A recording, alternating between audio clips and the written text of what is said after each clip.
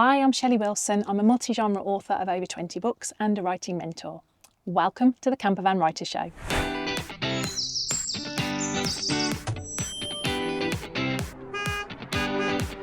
One of the things I did when I knew I was going to be starting this podcast was I reached out to my subscribers and I asked them if there were any topics or questions they had that they wanted me to cover while I was doing these shows. And I've had some fantastic feedback and some great questions as well, which some of them I have answered, some I'm going to answer in future episodes as well. But today I'm going to answer Deborah's question. I want to write, but life gets in the way. How can we find more time to write with so many competing priorities? This is something I hear all the time and I fully understand.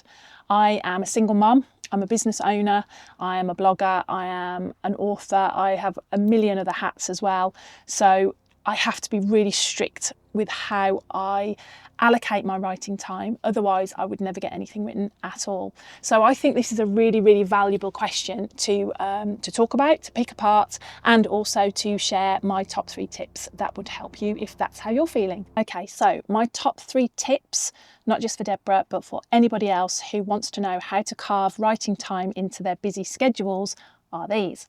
Number 1, start small, but be consistent. And that might be 20 words, it might be 50 words a day, it might be capturing a sentence or 2 while the kettle boils.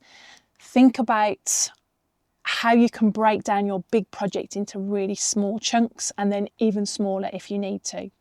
I've worked with a lot of my clients where we've set their goal, we've set their end date, if you like, their deadline, and then we've divided it by however many weeks that we've got between then and now.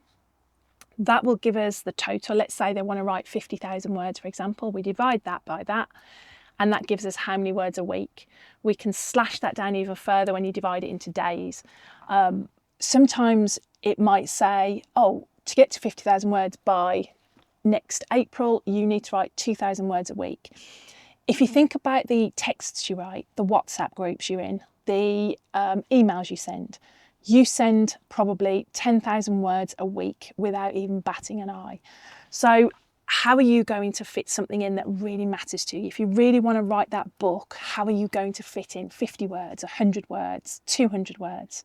Where can you slot that in? Are you taking the kids to swimming classes and then just sat on the sidelines watching? What can you do then? Are you putting everyone to bed and staying up maybe? Everyone goes to bed at 10, you stay up till 11. Or the other way around, maybe nobody gets out of bed until 7, you can get up at 6. Think about those small changes that you can make that can really help you to build a good writing process. Second tip is to be fiercely loyal to your writing time. And this is one that I stand by all the time. Turn it into an appointment. I use a Google Calendar for my business, for my life, and I have it colour coded because I'm like that.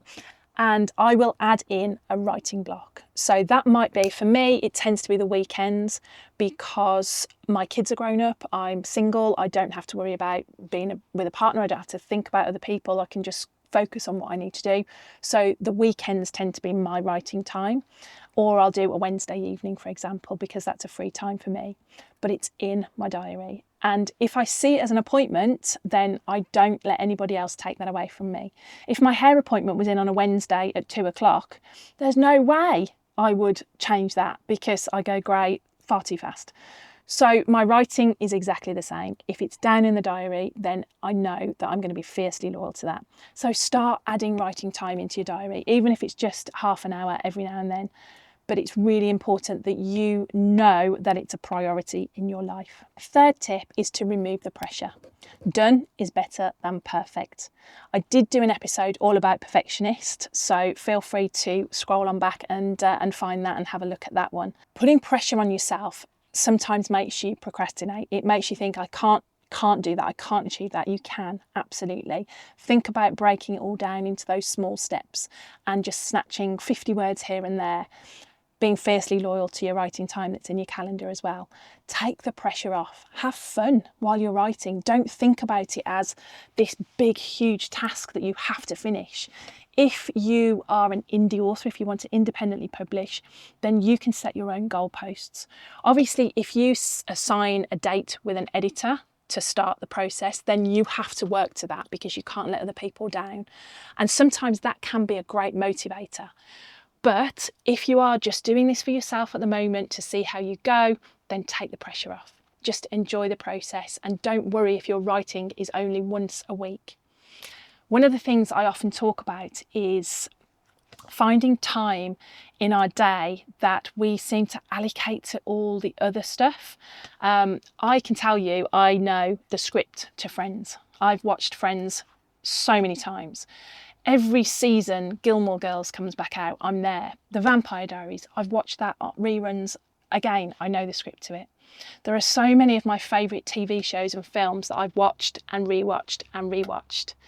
And let's take a film, for example. Let's say it's 2 hours long. That's brilliant. I know it inside and out. I know what's going to happen. I know what they're going to say.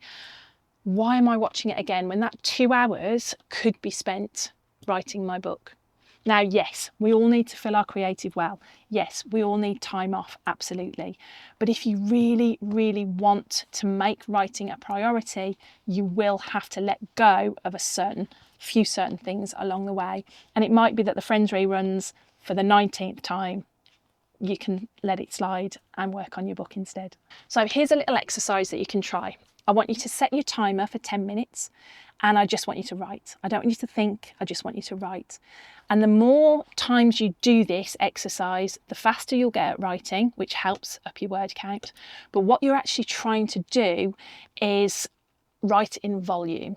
So if we can write quickly and write in volume, whether it's typing, handwriting, however you do it, then you're going to get more words on the page and you're going to get faster and faster and faster.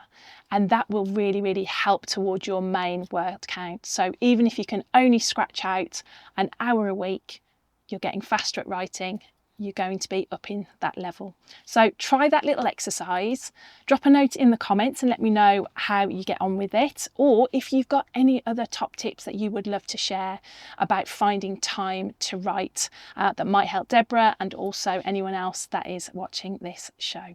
In the meantime, I would love you to subscribe so you don't miss any future episodes. Happy writing.